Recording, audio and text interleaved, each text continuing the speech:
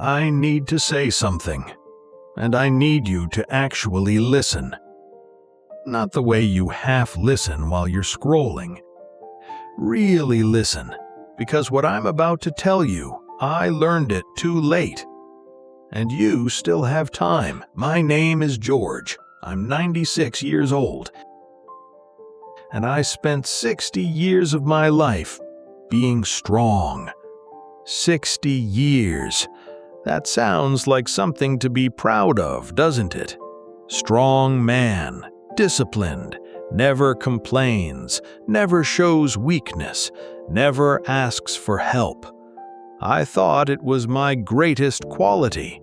Turns out it was my greatest mistake.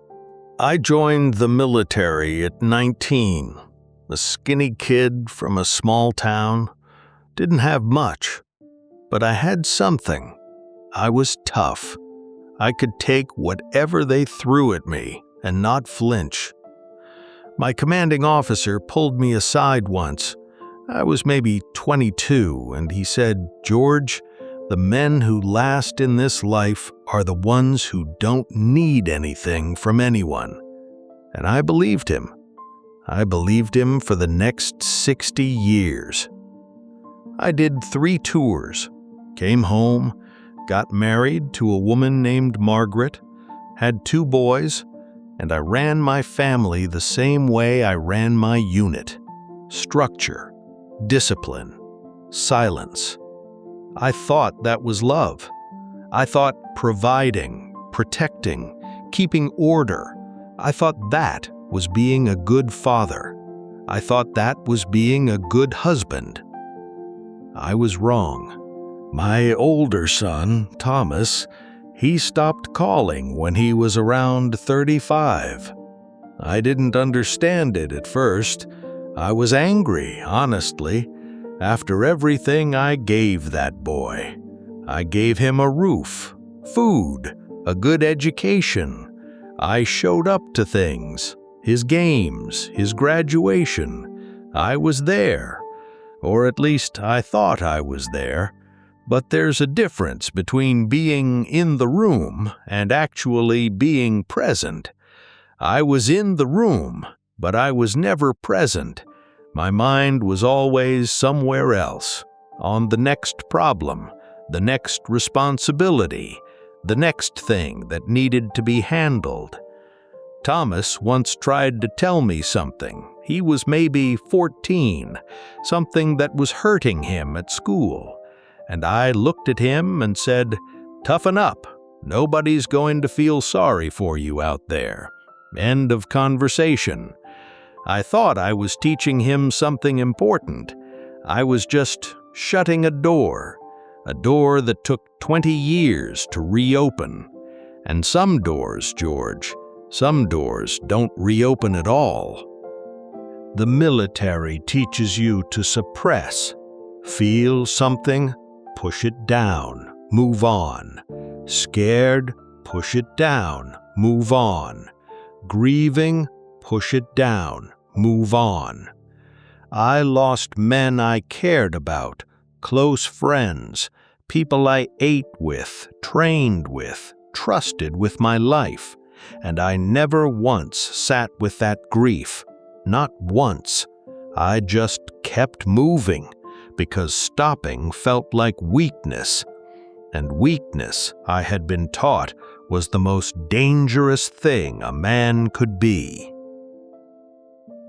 I'm 96 now, and I'll tell you something nobody told me when I was young and certain about everything. Suppressing your feelings doesn't make you strong. It just makes you absent. Absent from your wife, absent from your children, absent from yourself. I was a ghost in my own life for 60 years, present in body, gone in every way that mattered. Margaret, God rest her, she tried to reach me. For years she tried. She had this way of looking at me sometimes, not angry, just sad. like she was looking at someone standing just out of reach. She told me once, near the end, she said, "George, I have loved you for 48 years. I just wish I had known you." 48 years, and she didn't feel like she knew me because I had never let her. I had built so many walls, all in the name of strength, of discipline, of protection, that the woman who loved me most in this world felt like she was on the outside. I held her hand when she passed, and I made her a promise. I said, "I'm going to learn how to be here, finally." I was 79 years old. Better late than never, I suppose, but Lord, I wish it had been sooner. Here's what I know now that I didn't know at 30 or 40 or even 60. Strength isn't silence. Strength isn't having no needs. Strength isn't being the man who never breaks. Real strength is being able to say, "I'm struggling." Real strength is sitting with someone you love and actually being there, not managing them, not fixing them, just being with them. Real strength is letting people in, and that is the hardest thing I ever tried to do.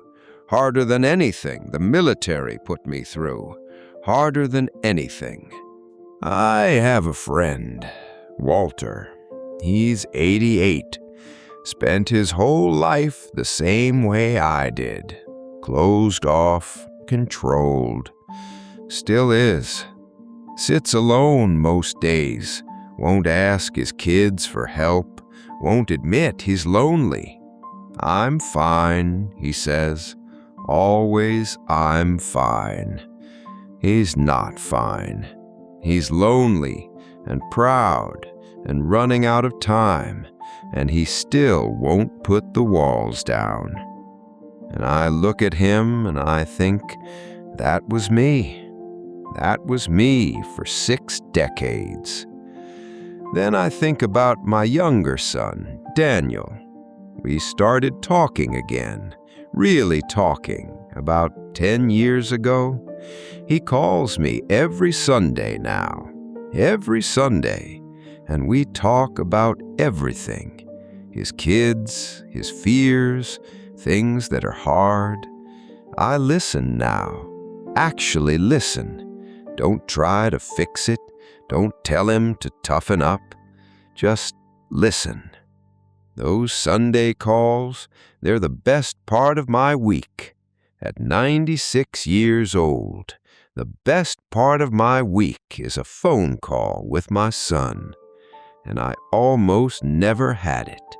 I almost closed that door forever. So here's what I want you to hear.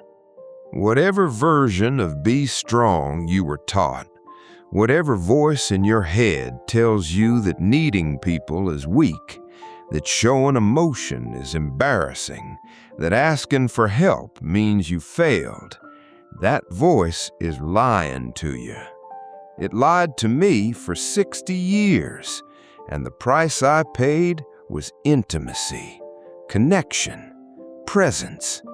The very things that make a life worth living, I traded them away for an idea of strength that was never real to begin with.